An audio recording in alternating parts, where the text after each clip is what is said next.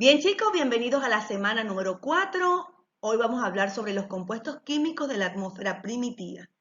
Esa parte interesante de la biología que pretende resolver el dilema de el origen de la Tierra, de los seres vivos en la Tierra.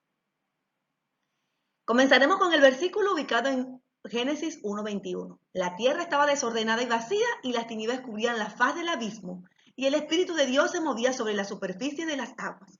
Es interesante porque aquí menciona dos elementos, que la tierra estaba desordenada y que la tierra estaba vacía. Bueno, inclusive un cuarto y un quinto elemento, que habían tinieblas, ¿verdad? Y que el Espíritu de Dios se movía. Bien, si la tierra no tenía nada, ¿cómo era que estaba desordenada? Y en medio del desorden, ¿cómo estaba vacía? Son los dilemas que la ciencia hasta el momento no ha podido resolver. Pero les voy a explicar. Habían ciertos elementos de nuestra Tierra, como volcanes, agua y todo esto, que no estaban en el lugar correspondiente. Quizás los volcanes eran submarinos o eran superficiales, qué sé yo. Así que Dios le dio un orden a cada cosa. Por eso comenzó diciendo, separen las aguas de las aguas.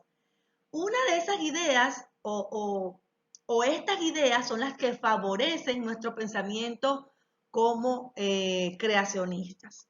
Es un poco de investigar, solo le estoy dando un abreboca e invitando a la curiosidad. Así que avancemos. Resulta ser que el caldo primitivo recibió originalmente muchos nombres.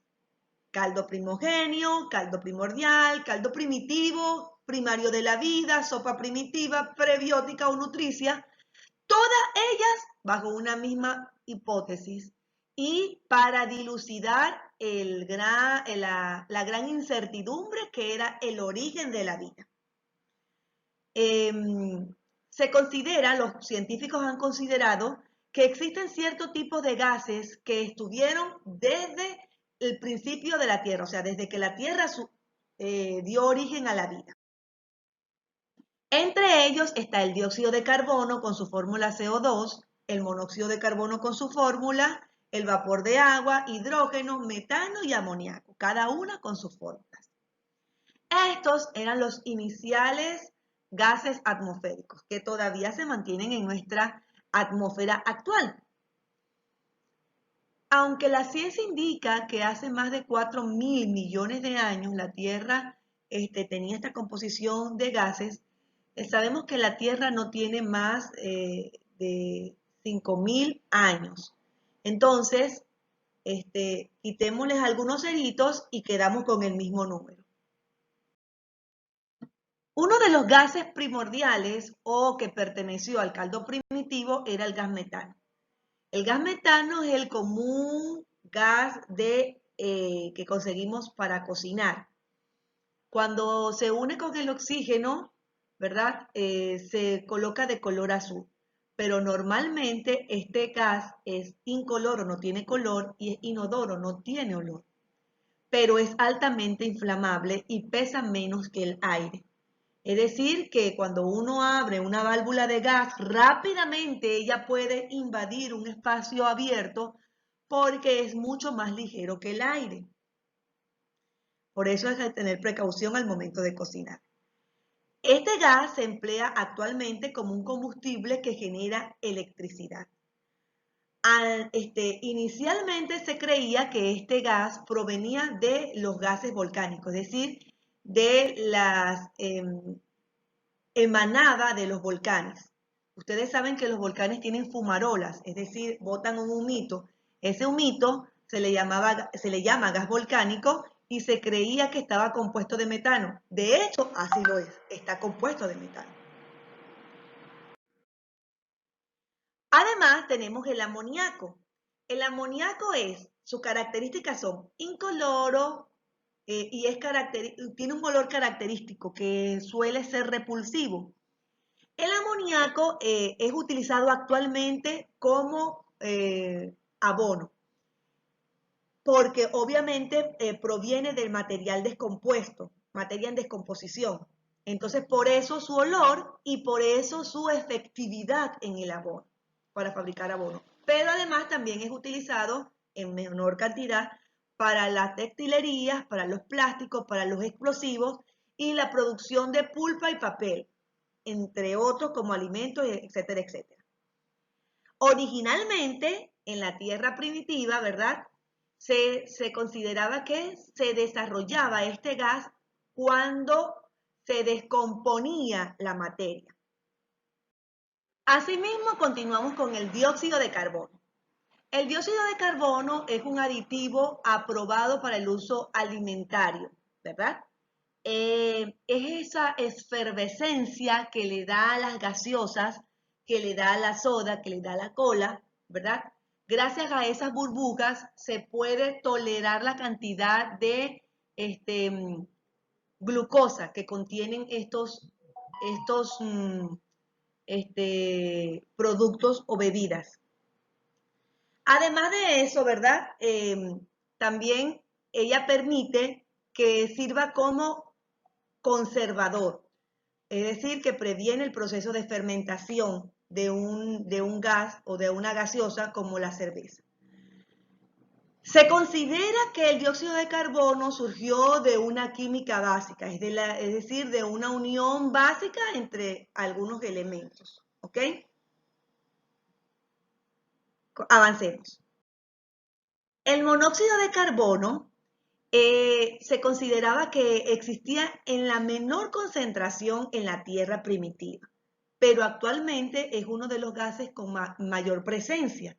Y esto se debe a la contaminación. Ustedes por esa razón es que ven que las chimeneas, por decirlo así, de las fábricas son altas, porque ellas, si entran en contacto con el ser humano, si son aspiradas por el ser humano, ese dióxido de carbono puede ser tóxico y al mismo tiempo mortal. Entonces, el monóxido de carbono es un óxido de carbono, es un gas incoloro, no tiene color, pero es altamente tóxico.